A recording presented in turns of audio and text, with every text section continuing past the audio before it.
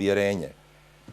Rijeka je grad koji je specifičan po svojoj otvorenosti, po svojoj multikulturalnosti, po ljudima koji prihvaćaju nove ideje, po jednoj, ja bih rekao, tipičnoj riječkoj reakciji da se ne znam ko pojavi na korzu, niko ne bi baš reagirao zašto se pojavio tamo.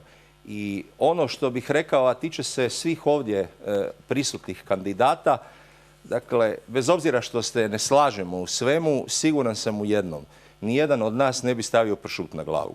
I to je Rijeka. Samo sam vam htio, evo, kad ste već krenuli, danas sam razgovarao s kolegama i pitao sam bi bilo previše da umjesto završne riječi svakom ponudim fetu pršuta. Da vidim kako biste reagirali, odnosno što biste napravili s njom. Gospodine Šustar. Ja vjerujem da sam u pravu. Vi probajte. Nagađali smo ko bi je prvi stavio u usta, umjesto na čelo. Gospodine Šustar, što je za vas Rijeka? Dakle, Rijeka za mene osobno i emotivno. Da, imali smo nedavno jedan intervju za portal Moja Rijeka. Nažalost nisu svi sudjelovali, ali bilo je jako dobrih i zanimljivih odgovora. Tako da većina stvari se nekako preklapa i slažem se da zapravo ovo što ste rekli da ima puno istine u tome, ali osobno emotivno ja sam kao gimnazijalac jako htio otići iz Rijeke. Malo mi je bila dosadna, malo mi je bila područna, malo mi je bila zgašena i onda sam dosta bio vani, vratio sam se ovdje i ono što je sad moj odnos prema Rijeci, ja ovdje želim ostati iz jednog jedinog razloga, potencijala ovih mladih ljudi koji imamo i drugo, ovdje ima veliki prostor za kreaciju, veliki prostor za poboljšanje, za razliku nekih drugih sredina koji su se možda više posložile. Ovdje je ogroman manevarski prostor da se puno toga kreativno napravi. GONG se oglasio. Gospodine Švorniću, vaša minuta. Promišljanje grada Rijeke. Za mene grad u najljepšem kutku zemaljske kugle, naravno subjektivno sam, vjerojatno objektivno nije tako. Grad ne ponovljuje povijesti, grad jedinstvenog povijesnog iskustva iz kojeg je proizašao jedan jedinstveni identitet. Naime, malo je točki na kugli zemaljskoj gdje se u vrlo kratkom povijesnom razdoblju su se susrela čak 4 različite identiteta, ugarski, slavenski, romanski, germanski. I to je upravo okarakteriziralo Rijeku da je ona danas onakva kakva je. To je grad identiteta koji je vrlo osjetljiva biljka i treba ga čuvati. Hvala lijepa. Gospodine Buriću, kako vi doživljavate svoj grad? Hvala. Ja sam se rodio u gradu Rijeci. Doista volim ovaj grad. Vidim ga i s morske vizure kad plovim s brodicom. Često sam skio i na Platku i gledao sam grad, znači i sa planine i sa skijališta. Tako to je jedan predivan grad. Želim mu dati sve najbolje što imam. Želim tu živjeti cijeli život i želim ovdje umrijeti. Hvala vam lijepa. Vada ne tako brzo, Bože. Nemojte odlučiti. Gospodine Čapko, što je za vas Rijeka? Rijeka je jedini grad u kojem želim živjeti. Znači, mene su radili u Rijeci na Brajdi, pa sam se rodio kod bake i onda sad cijeli život živim u Rijeci, sad sam ponovo na Brajdi, valjda se krug polako zatvara. Imao sam kao i mnogi drugi prigodu ići van na krajem studija u IBM u Ameriku za odličnu plaću, ostao sam ovdje, nije mi žao. Kad vidim ovo sivilo, to daje samo onaj revolt, želju da se nešto u ovom gradu promijeni. Vjerujem dakle u naše ljude, ovaj grad, vjerujem u snagu, potencijal koji je u biti čuči, koji ga treba u biti probuditi i odraditi. Dakle, vjerujem u armadu, vjerujem dakle u naše branitelje, socijalu, beskućnike, sve je to Rijeka. Hvala lijepa. Gospodine Ivaniš, kako vi doživljavate grad? Pa Rijeka je moja velika ljubav. Grad koji mi je puno dao. Zbog toga se čitav svoj neki aktivni radni vijek trudim u stvari vraćati tome gradu. Mislim da je ova kandidatura dio pokušaja da iz te ljubavi učinim puno za grad Rijeku. Rijeka je za mene grad u kome mora riječka luka biti strateška luka Hrvatske, a ne proglašena luka Ploče. Rijeka je grad u kome mora opstati 3. maj. Rijeka je grad u kome se na ovim temeljima mora zaista razviti još modernije i još jače sveučilište i Rijeka je grad koji mora zaposliti svoje mlade. Gospodo, hvala vam lijepa. Sva pitanja smo iscrpili. Meni brzo, neki će možda reći napokon. Na redu je vaših, makar ovdje u ovom studiju, posljednjih 30 sekundi za završno obraćanje građanima, pa ja predlažem da idemo abecednim redom. 30 sekundi svatko.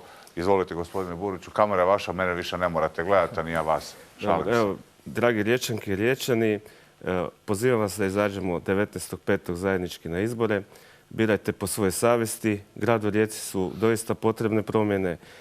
Potrebno je zastaviti nazad ovo nazadovanje ovog grada i molim vas da izađemo svi skupa na izbori i da učinimo nešto što bi moglo učiniti ovim gradom boljim i ljepšim. Hvala vam.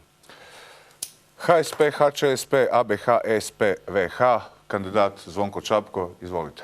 Ljudi dragi, nemojte biti doma 19.5. cijeli dan. Uzmite si pol ure vremena, izađite na birališta, zaokružite one koji su najsimpatičniji i najdraži, pogotovo ako je to kandidat broj 2 za gradonačelnika, dakle moja malenkost, ili lista broj 4 za Rijeku, dakle lista koju je rekao gospodin voditelj HSP, ABH, HČSP, SPVH. Hvala lijepa. Gospodin Nikola Ivaniš, PGS, Akcija mladih. Poštovani sugrađani, na početku kampanje sam rekao da ću u kampanji govoriti na način da se obraćam onima koji nisu zadovoljni s tim kako Rijeka funkcionira i koji nisu zadovoljni s tim kako žive u Rijeci. Svi oni koji misle suprotno, koji su zadovoljni funkcioniranjem Rijeke, koji su zadovoljni svojim statusom u Rijeci, svojim pravima u Rijeci, ti će glasati za stranke koje su i do sada obnašale vlast. Ukoliko niste zadovoljni, imate mogućnost izbora. Jedna od opcija je i opcija Primorsko-goranski savez i Akcija mladih koja je spremna dati svoje znanje, svoj entuzijazam, svoj elan gradu Rijeci i oporavku prije svega gospodarstva i borbi za nova radna mjesta u ovom gradu. Hvala lijepo, gospodine Ivaniš. Koaliciju SDP-a, HNS-a, HSU-a, IDS-a, SDSS-a, SDAH i ARS-a kao kandidat za gradonačelnika predvodi Vojko Obersnel. Izvolite. Poštovani sugrađani, ovu kampanju sam vodio iznimno fair, ne osvrćući se na druge. Nastojao sam vam predstaviti program u čijoj realizaciji ste sudjelovali i vi sami kroz razgovore u Rijeci koji su trajale pune 3 godine. Napravit ćete kao i svaki puta, odahnut, razmislit, odabrat ono što je najbolje za vas. Odaberite u kakvom gradu želite vidjeti. Koalicija koju vodim i ja osobno nudimo vam europsku Rijeku. Hvala lijepa. Gospodin Šustar, kandidat je Hrvatskih laburista, Stranke prava. Vaše obraćanje javnosti. Poštovane Riječanke i Riječani, potpuno razumijem vašu frustraciju sa situacijom, potpuno razumijem vašu frustraciju oko političara u Hrvatskoj i nedostatak radnih mjesta za sve naše mlade. Ali s druge strane, mi smo sad svoj dio odradili, mi političari, bez obzira kakvi bili. Sada ste na potezu vi, ja vidim budućnost, vjerujem u budućnost, vrijeme za nove ljude i novu politiku. Hvala vam lijepo. Hvala i vama. Na koncu 6. kandidat u ime liste za Rijeku, gospodin Danko Švorinić. Poštovane Riječanke i Riječani, evo 19.5. nam se zaista pruža povijesna prilika da u Rijeci napokon izaberemo promjene. Pozivam vas da zajedno oslobodimo svoj grad, da oslobodimo nesumnjivo velike gradske potencijale. Vidimo se u nedjelju na biralištima. Izbor je relativno jednostavan. Zaokružite broj 6 na listiću za gradonačelnika, broj 6 na listiću za gradsko vijeće, pa onda još jednu šesticu na listiću za županijsku skupštinu. Vidimo se u nedjelju. Forza Fiume. Eto, dragi gledatelji i uvijek draže gledateljice, čuli ste i vidjeli naših 6 kandidata. Ja više ne znam koliko je sati, vjerojatno su oko 2,5 sata zajedno. Čuli ih jeste, što je rekao gospodin Šuster, oni su sve odradili, sada ste vi na redu.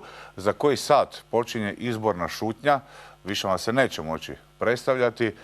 19. od 7 ujutro uzmite si obavezu, izađite na izbore, to je vaša obaveza i dužnost i birajte. Skrojite sami sebi sudbinu, što volimo reći. Poštovani kandidati, hvala vam najljepše što ste gostovali na kanalu RI. Poštovano gledateljstvo, dakako hvala i vama.